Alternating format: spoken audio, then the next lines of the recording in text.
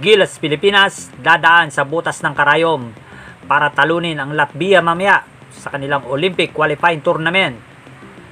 Pero bago pa lang kayo sa aking YouTube channel, paki-like and subscribe, Ronda Toda, para updated kayo sa aking mga sports balita.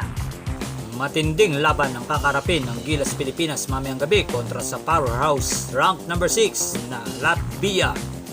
Bagamat underdog ang Gilas Pilipinas, ay lalaban pa rin sila ng buong puso at ibibigay na nila ang lahat ng kanilang best para manalo mamayang gabi.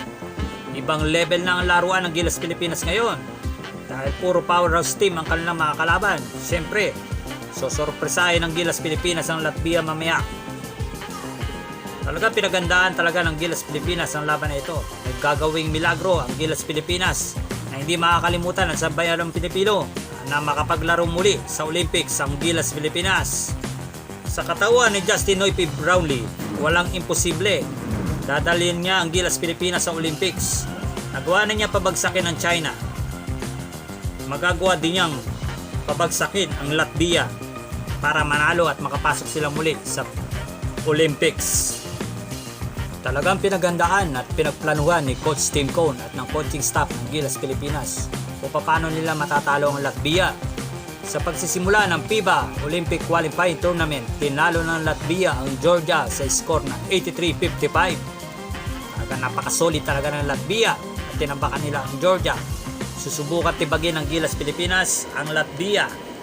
Walang imposible dahil bilog ang bola. Maraming pwede mangyari. Kaya may chance tayong manalo. Basta nandyan sila Justin Noype Brownlee, June Fajardo, at mga Gilas players.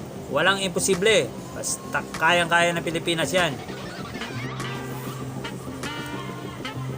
Napakalaking challenge ito sa Gilas Pilipinas dahil ang binigay na schedule ng FIBA sa laro ng Gilas ay sobrang dikit.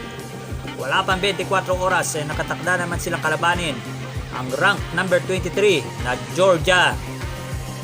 Kaya ipag-pray natin ang Gilas Pilipinas na makayanan nila ang pagod, sakripisyo para sa ating bayang Pilipinas. Mabuhay ang Gilas, mabuhay ang Pilipinas!